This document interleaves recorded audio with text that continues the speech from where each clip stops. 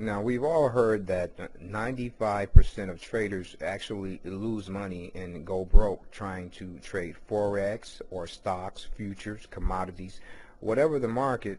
Basically, 95% of traders go broke. And we're going to talk about in this section why that is. And I'm going to go so far as to say that it is mainly because the average trader does not know up from down.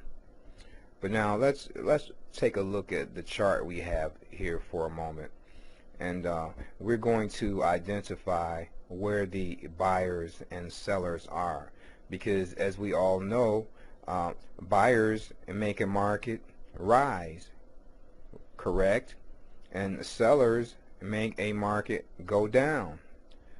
And so logic tells us that if we are to understand the true nature of where the market is trying to go, we first have to understand where the buyers are and where the sellers are. So take a look at this chart, and we'll look at some of these green bars. Now each green bar tells us that this is where the buyers are. Isn't that correct? Of course, I mean, everybody looks at the chart and we can see these green bars and say these bars represent buyers, because you have to have buying in order to push price upwards. And we can look at all of these red bars and say that this is where the sellers are. Isn't that right? Because for a market to go down, then there must be sellers involved. And a price goes down because there are more sellers than buyers, and price goes up because there are more buyers than sellers. Now, doesn't that seem logical? Well, if you've been trading for any length of time, I'm sure you've heard the phrase or term that markets are counterintuitive. And let me illustrate to you what counterintuitive mean, and how up is really down and how down is really up.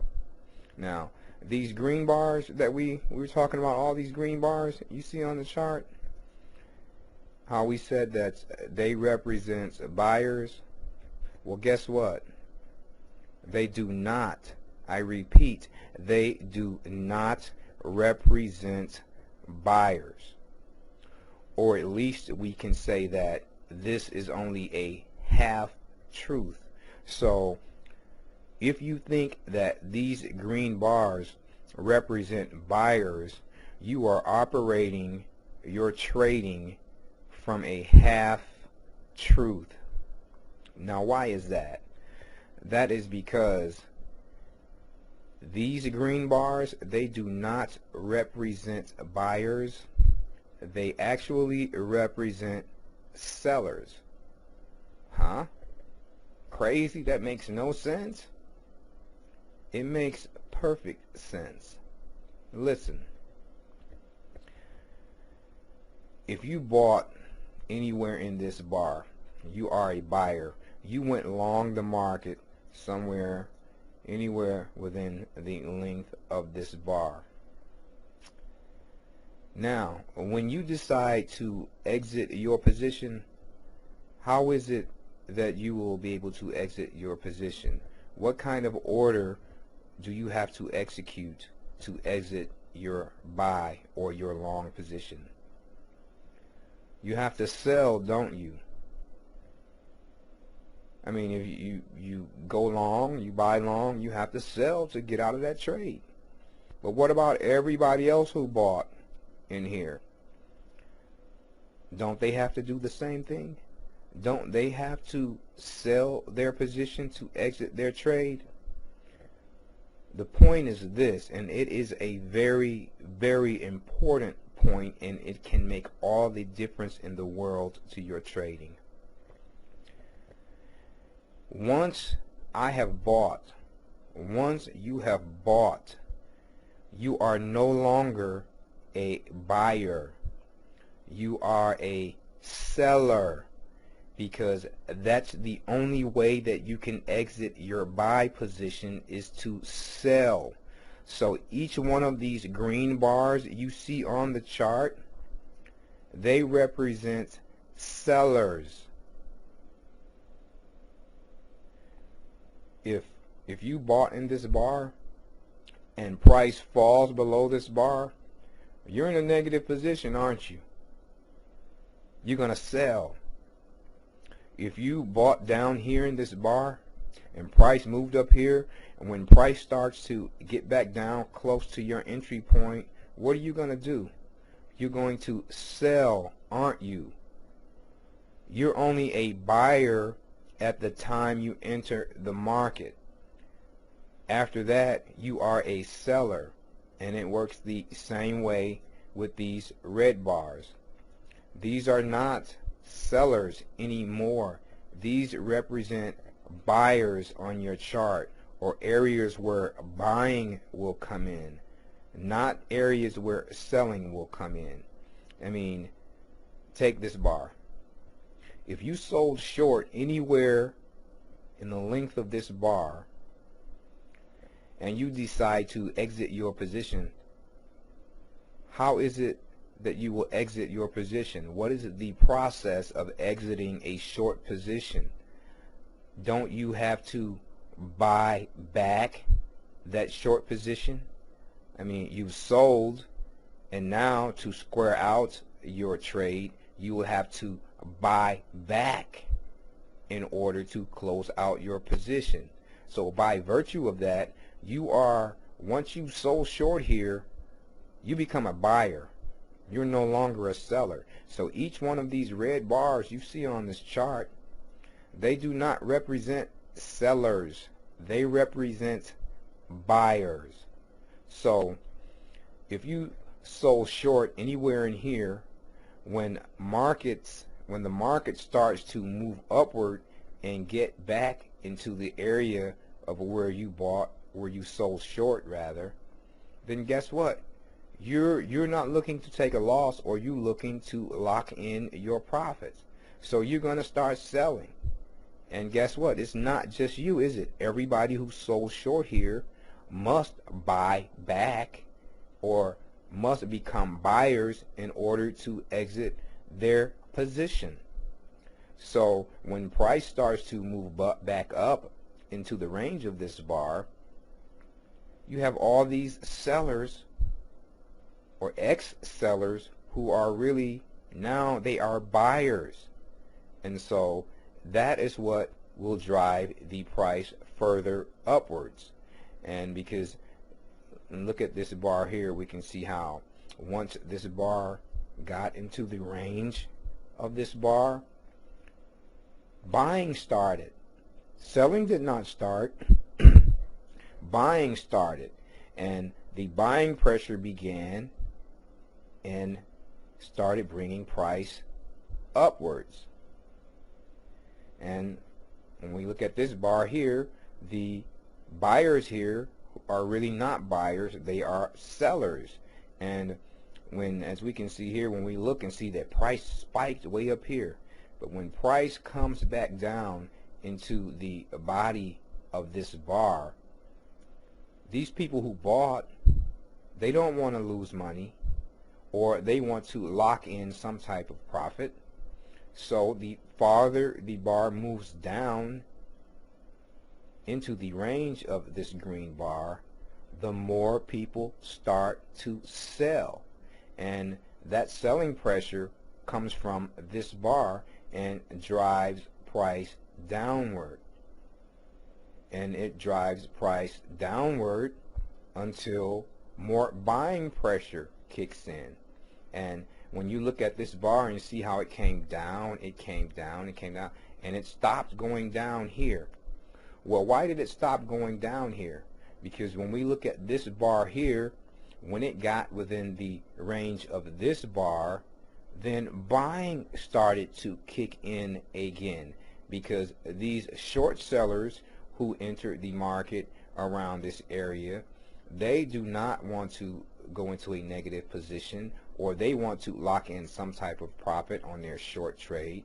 So when this bar starts moving downward and gets into this bar, then you have massive buying that starts to occur from these short sellers exiting their position.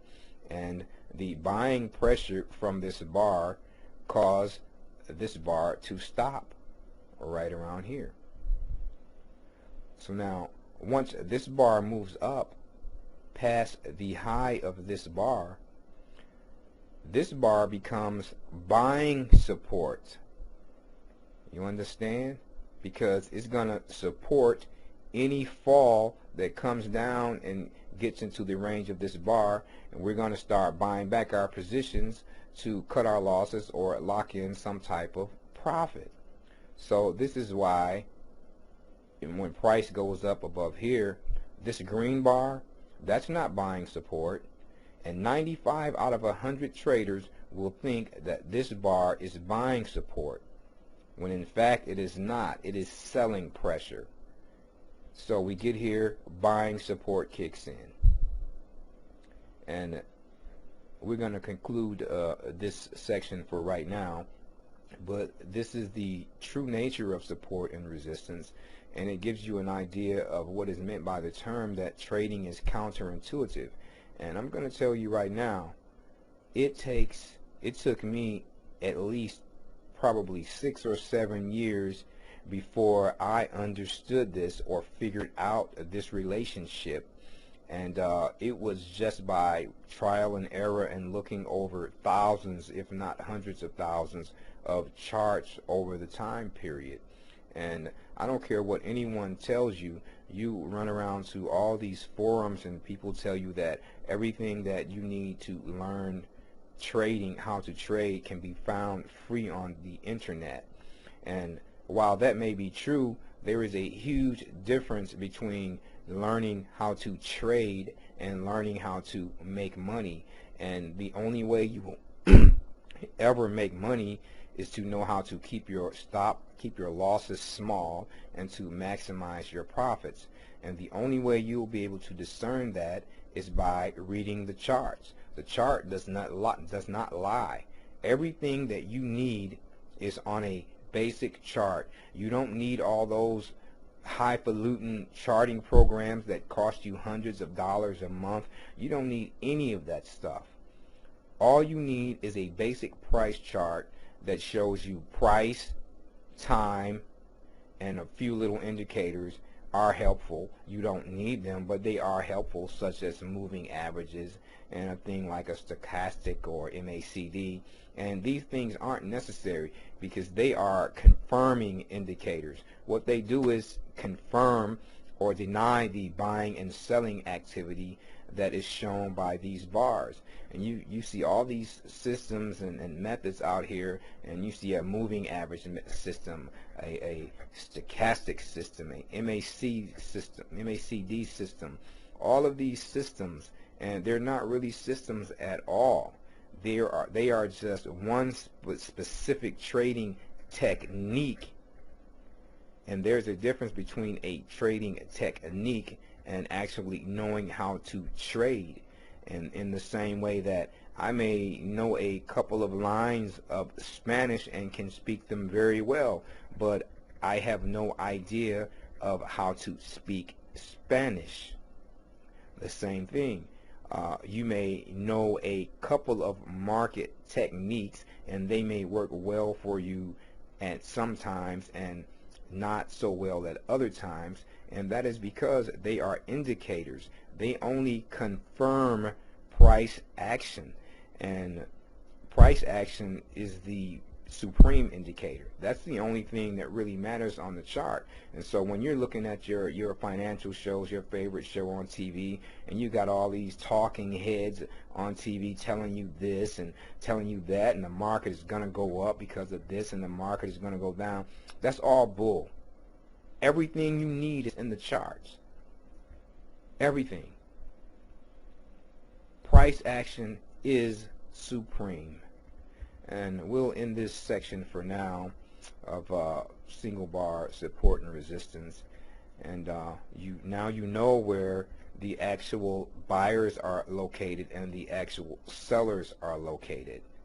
And we'll get more into later on how to actually trade these things, because there is a particular entry and exit technique to any type of trade, and you need to know the specifics of entry and exit techniques, because any good entry and exit technique will minimize your risk and maximize your profit.